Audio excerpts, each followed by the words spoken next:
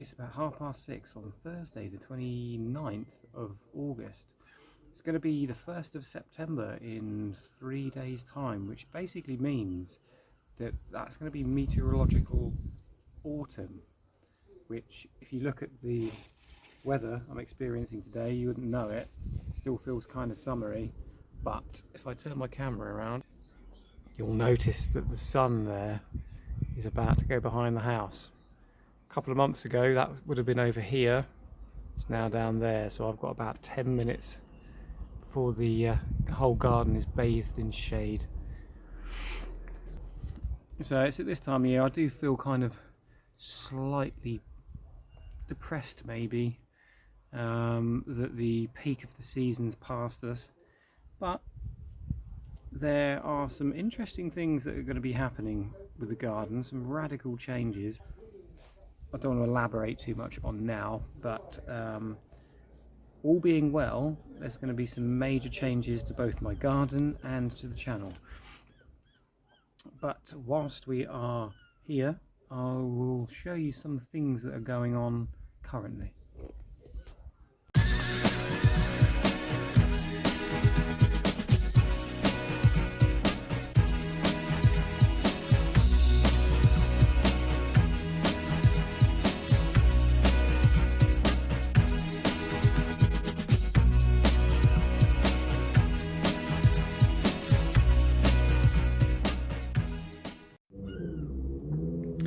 So my fuchsia walls jubaltine is still flowering profusely. I was very impressed by this fuchsia this year actually, because it hasn't stopped flowering and it's still developing buds.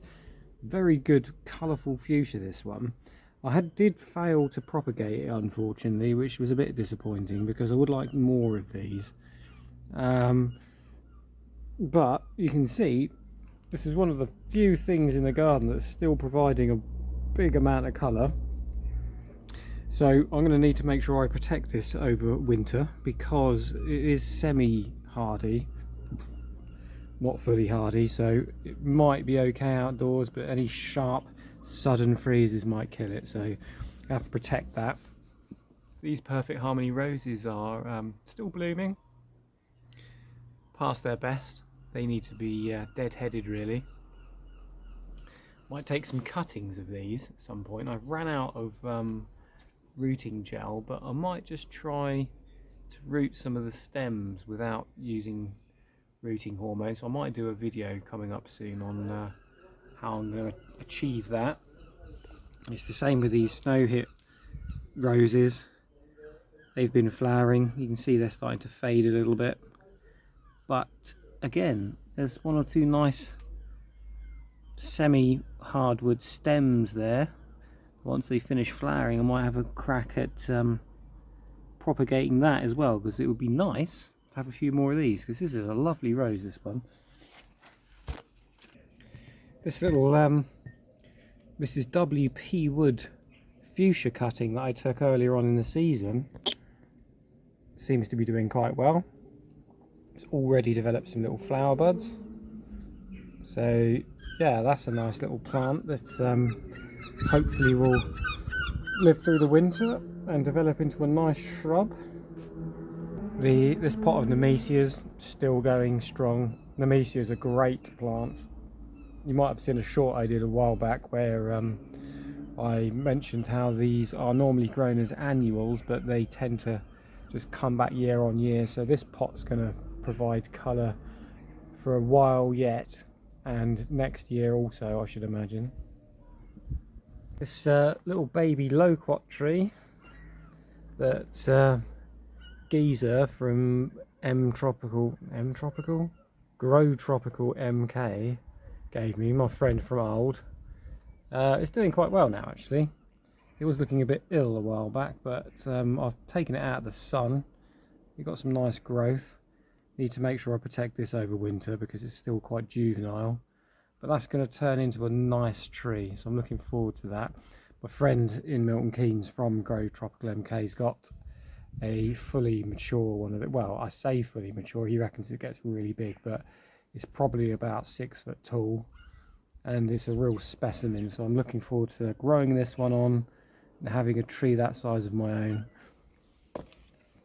My Montana grandiflora clematis is still being decimated by this little firm. Get lost. But yeah, I've come out here and tried to remove as many snails as possible, but I come back here the following day and there's absolutely tons on it. So I'm kind of fighting a losing battle with these little punks.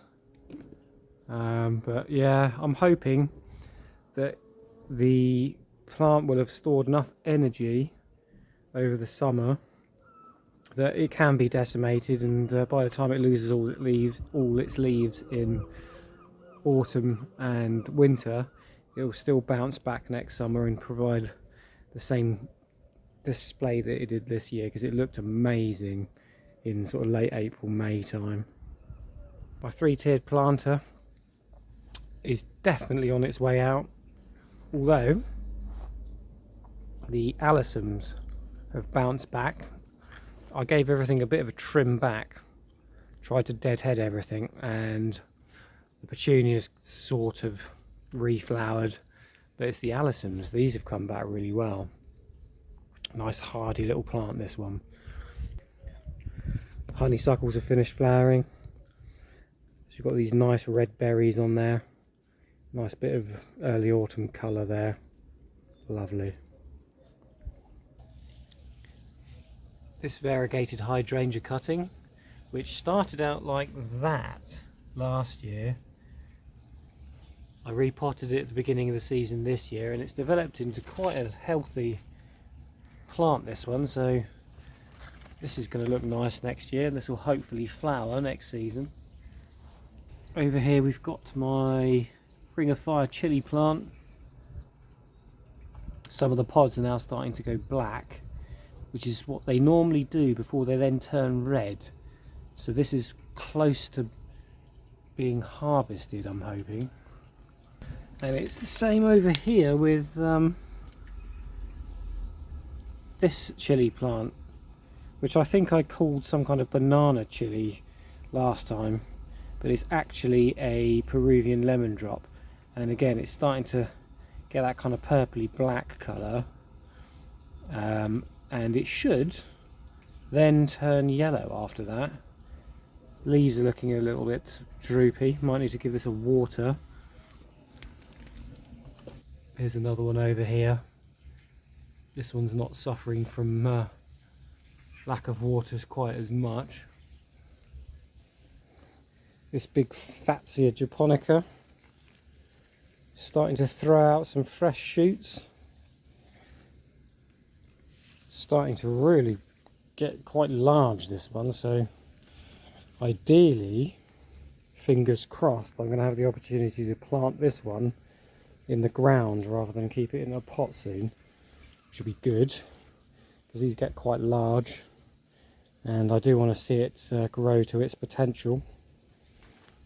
Nice big fat beefsteak tomato there,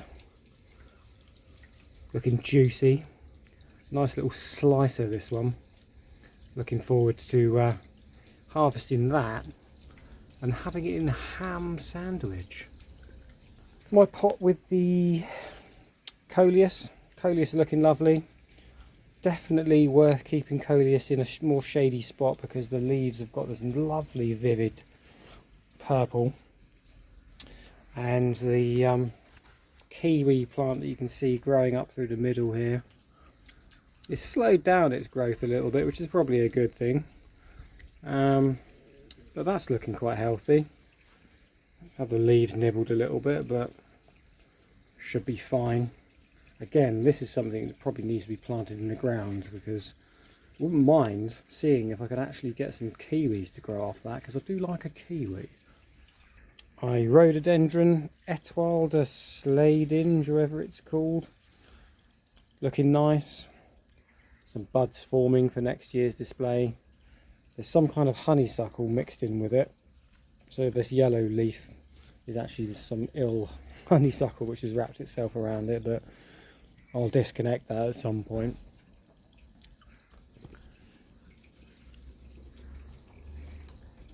I'm And what does look impressive at this time of year is the Himalayan honeysuckle, the Leicesteria formosa, sometimes people call it pheasant berry.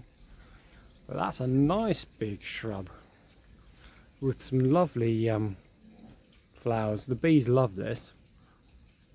So that's looking really nice this year. I staked up this rare rhododendron fragrantissimum and it's bushed out quite a lot. This is the second year I've had this rhododendron and still no sign of any flower buds. I don't know if I'm doing something wrong or whether it's this, well, I don't know what's wrong with it, but I am hoping at some point it does produce flower buds, because this particular rhododendron, I saw a big version of this at the Cottage estate near St Austell, which is associated with Burncoose Nurseries, and honestly I could smell the flowers from probably a quarter of a mile away. It absolutely reeked, but in a really nice way. So I'm hoping that this will flower at some point. Doesn't look like we're going to get any flowers next year though, because I would have thought I would have saw some flower buds on it by now, but never mind, we'll carry on and hope for the best. Here's a hanging basket looking pretty overgrown and sorry for itself. I put some of the same coleus in there, but you can see because it's been in the sun, it's just not looking as good as the ones down in the shade. My variegated rhododendron, which only had 1 or 2 flower buds on this year because I bought it from a garden centre, and they have this habit of pruning them hard to make them bushy. So the first year you get them, you don't often have any flower buds, but now it's had a season in my garden, you can see there's loads of little flower buds, and it's got a vivid purple flower, not quite as vivid as the libretto, but it was a very nice flower that I did see on it this year. So I'm hopeful that next year we're going to get a nice display from this one. Must make sure I treat this for vine weevil though, because I don't want it to end up dying from root loss. I potted on some cuttings of my Clematis montana grandiflora a little while back. You might have seen a short that I did a few days ago where I potted them on, but these are all doing well, starting to vine quite nicely. That one's vining, so's that one there, and this one here, and there's a couple over there as well.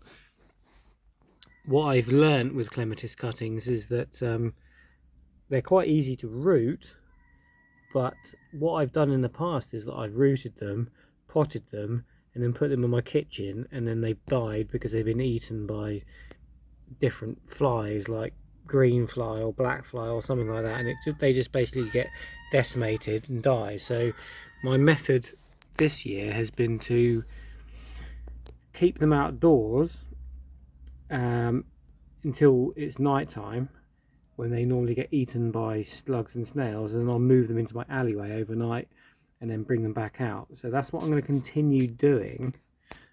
So I'm going to keep them outdoors as much as I possibly can when the weather's okay, and then move them into a warmer environment, because what I've noticed is it's really hard to get these rooted Clematis cuttings to actually survive long enough once they've been potted, because so many different pests try to kill it. So I'm going to keep them in the alleyway overnight and then put them in the garden during the day. Obviously the winter time's a bit of a concern, but yeah, we'll see how we get on. Hopefully this time I'll end up with some decent plants that I can plant out. That is a rose that I took a cutting of about 3 years ago, and it's taken quite a while, but it's actually flowered. And I thought that I'd taken a cutting of this Perfect Harmony rose, that one there, but the rose that's come out is like that. It's more of a peachy colour, which is more akin to the rose that's in the pot here. You can see it's got some buds on it, but it's not flowered yet. It's about to flower, but I think it might actually be that rose instead. I should really label things when I take cuttings, but I'm a bit slack like that, to be fair. As you can see, everything's looking a little bit worn out, a little bit tired. Lots of stuff alive though, that's the main thing. But as I said, big changes next year.